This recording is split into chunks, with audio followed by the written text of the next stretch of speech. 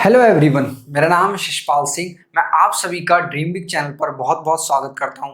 दोस्तों, आज हम सॉल्व करेंगे एक्सरसाइज 3.7 का क्वेश्चन नंबर 4। ये क्वेश्चंस बहुत इंपॉर्टेंट है क्योंकि इस टाइप के questions NTSC national talent search examination में पूछे जाते हैं और जो मैथ ओलंपियाड होता है उसमें भी इस टाइप के क्वेश्चंस आते हैं। तो देखते हैं इस क्वेश्चन में ये क्या कह रहे हैं। ये कह रहे हैं the students of a class are made to stand in rows. If three students are extra in a row, there would be a one row less. अगर एक रो में तीन स्टूडेंट ज्यादा हो जाएंगे तो नंबर ऑफ रोज क्या होंगी, एक कम हो जाएगी। If three student are less in a row, there would be two rows more. अगर एक रो में तीन स्टूडेंट कम होते हैं तो नंबर ऑफ रोज बढ़ जाएंगी बाई टू, दो से बढ़ जाएंगी। तो find the number of students in a row. तो स्टूडेंट, इसके लिए हमें एक बेसिक कंसेप्ट समझना पड़ेगा रोज एंड कॉलम का। तो मैं आपको समझाता हूं। सबसे पहले देखिए, इस तरीके से अगर कोई खड़ा होता है तो वो रोज कहलाता है। इस तरीके से लेफ्ट टू राइट या राइट टू लेफ्ट, तो वो रोज में होते हैं।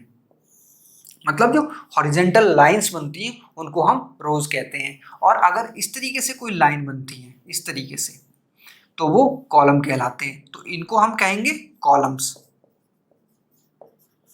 और इनको हम कहेंगे रोज। तो इस क्वेश्चन में बताया गया है कि कोई क्लास है, उसके जो स्टूडेंट्स हैं वो रोज में खड़े होते हैं। मतलब यहाँ पे कोई खड़ा है, कोई एक यहाँ पे खड़ा है, कोई एक यहाँ पे खड़ा है, ठीक है। तो ये हो गए रोज में स्टूडेंट्स खड़े हुए। और ये इस टाइप की क्या है, रोज है। ये जैसे 1 रो हो गई, ये 2 रो हो गई, ये 3 हो गई, ये 4 हो गई। तो ये क्या है, नंबर ऑफ रोज है। तो आपको ध्यान देना है यहाँ पे क्या है, नंबर ऑफ स्टूडेंट्स हैं रोज के अलोंग। और इस तरीके से जो वर्टिकल डायरेक्शन में है वो नंबर ऑफ रोज हैं। अगर इसको इस तरीके से लेंगे, मतलब पूरी एक लाइन लेंगे, तो वो कॉलम कहलाएगी। लेकिन जब काउंट करेंगे, हम इस तरीके से काउंट करेंगे, तो जिनको हम काउंट कर रहे हैं वो क्या है, वो रोज हैं। तो ये आपको ध्यान रखना है। तो इस क्वेश्चन में सिर्फ रोज की बात करी गई है और उनकी क्वांटिटी की बात करी गई है। तो इन्होंने कहा है कि कोई एक रो है और उसमें कुछ नंबर ऑफ स्टूडेंट्स खड़े हैं। मान लीजिए एक्स खड़े हुए हैं उसमें स्टूडेंट। तो अगर उसमें ये चेंजेस करते हैं तो वो नंबर ऑफ रोज भी चेंजेस हो रही हैं। तो उसको हम क्वेश्चन के अकॉर्डिंग देखते हैं। तो देखिए स्टूडेंट्स, फर्स्ट कंडीशन में कह रहे हैं ये, अगर कोई एक रो में 3 स्टूडेंट्स आर एक्स्ट्रा, मतलब 3 स्टूडेंट ज्यादा हैं किसी रो में। इस मान लीजिए ये रो है, इसमें 3 स्टूडेंट ज्यादा हैं। पहले कितने थे, एक्स थे। तो उसको हम एज्यूम कर लेते हैं, let the number of students in a row be x and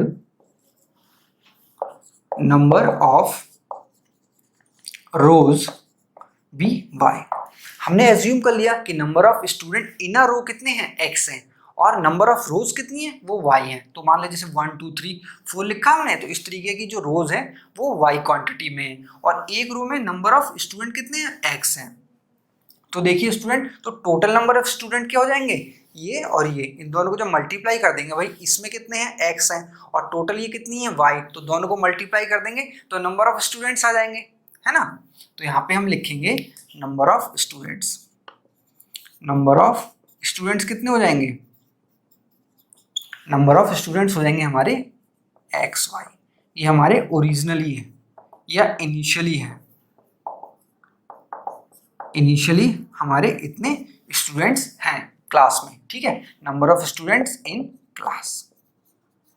अब ये कुछ चेंजेस कर रहे हैं। क्या चेंज कर रहे हैं कि भाई अगर एक रो में 3 स्टूडेंट एक्स्ट्रा हैं, मतलब जो रोज बन रही है वो x प्लस 3 स्टूडेंट्स की बन रही है। अभी बन रही थी x की, लेकिन यहाँ पे 3 स्टूडेंट और कर दिए इस तरीके से हर रो में। तो ये नंबर ऑफ, मतलब ये वाले जो 3 ऐड किए हैं वो इस रो के बच्चे यहाँ पहुंच जाएंगे ना, यहाँ पहुंच जाएंगे, तो नंबर ऑफ रोज कम हो जाएंगी। तो उसको ही हम मैथ में एक्सप्रेशन में लिखेंगे कि हमारे स्टूडेंट कितने बढ़ गए, x प्लस 3 हो गए, 3 से बढ़ गए। तो नंबर ऑफ रोज कम हो गई, किससे, 1 से। लिखा है ना इन्होंने, in a row there would be 1 row less, तो एक रो कम हो गई। तो वो भी किसके बराबर होंगी, भाई बच्चे तो उतने ही है ना, स्टूडेंट तो उतने ही है, तो वो तो टोटल वही रहेंगे एक्स वाई। यहाँ से आप रिलेशन निकाल सकते हैं, x into y x y, x into -1 एक्स, 3 इंटू वाई 3 वाई, 3 इंटू -1 3। और इस एक्स वाई से इस एक्स वाई को कैंसिल कर सकते हैं, लिख सकते हैं -x plus 3y minus 3 is equal to 0। पूरी एक्सप्रेशन को -1 से मल्टीप्लाई कर देंगे तो x minus 3y plus 3 is equal to 0। ये हो गई आपकी इक्वेशन नंबर 1। अब हमें निकालना है इक्वेशन नंबर 2, तो वो दूसरी रिलेशन से आएगा। उसमें क्या कह रहे हैं, if 3 student are less in row. अब देखिए यहाँ पे ये 3 तो हमने अभी जोड़े थे कंडीशन के अकॉर्डिंग। अब इसमें कुछ x थे रो में, तो उन x में से हम 3 स्टूडेंट कम कर देते हैं, हर रो में कर देते हैं। तो जो बचेंगे स्टूडेंट जब कम कर रहे हैं तो उनको इस तरफ लाएंगे, तो नंबर ऑफ रोज हमें क्या करनी, बढ़ानी पड़ेगी। तो वही ये कह रहे हैं कि कम कर देंगे तो 2 रोज और बढ़ जाएंगी, मतलब नंबर ऑफ रोज बढ़ जाएंगी। यहाँ से कम किए तो यहाँ पे उन बच्चों को खड़ा करना पड़ेगा।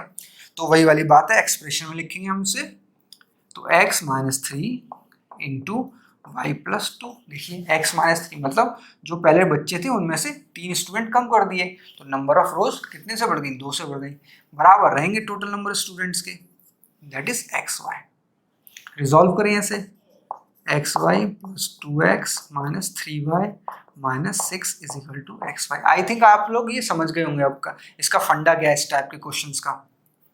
तो ये xy से xy कैंसिल हो गया, क्या बचा 2x माइनस 3y माइनस 6।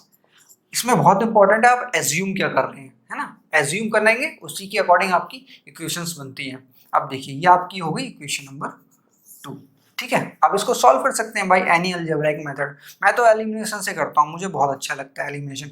ये देखिए माइनस 3y क्या करूँगा, इस इक्वेशंस में इस इक्वेशन को सबट्रैक्ट कर दूंगा। लिखूंगा मैं सबट्रैक्ट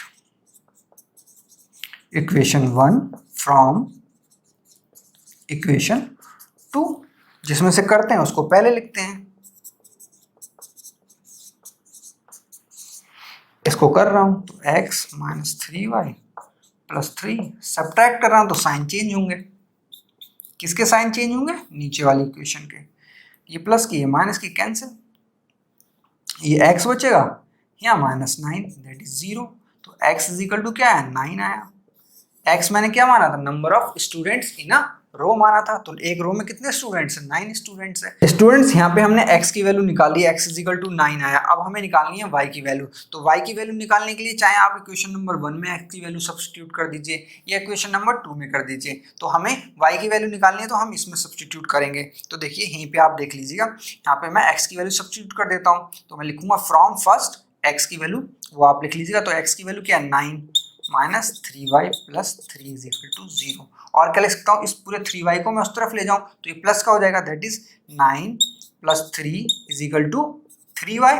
ये हो रहा है, that is 9 plus 3 12 is equal to 3y आ रहा है। और क्या लिख सकता हूँ, और करके, और 3y इज इक्वल टू 12 लिख सकता हूँ, नहीं लिख सकता हूँ, है ना। फिर y इज इक्वल टू 12/3, 3 4 12 होता है। तो ये 4 टाइम्स इसको कट कर देगा, तो y हमारा निकल के आएगा, इस तरफ लिख देता हूँ मैं, y इज इक्वल टू 4 निकल के आएगा। तो हमारी x की वैल्यू 9 आई, y की वैल्यू 4 आई। x क्या था, number of students in a row, y क्या है, नंबर ऑफ रोज है, और हमको निकालना क्या था, number of students in class. तो क्या हो जाएंगे, x इंटू वाई, है ना। मतलब टोटल नंबर ऑफ स्टूडेंट एक रो में कितने हैं, x है, और रोज कितनी है, y है। तो टोटल नंबर ऑफ स्टूडेंट क्या हो जाएंगे, total number of students in class. क्या थे स्टूडेंट ओरिजिनली, वो एक्स वाई, मैंने आपको बताया, देखिए एक्स वाई बता रखा था, तो वही होंगे। एक्स क्या है 9 और वाई क्या है 4, 9 4 36। तो क्लास में कितने स्टूडेंट्स हैं, 36 स्टूडेंट हैं। तो स्टूडेंट्स अगर आपको ये सॉल्यूशन पसंद आया हो तो इस वीडियो को लाइक जरूर करिएगा, और इस चैनल पे आप नए हैं तो इस चैनल को सब्सक्राइब करिएगा।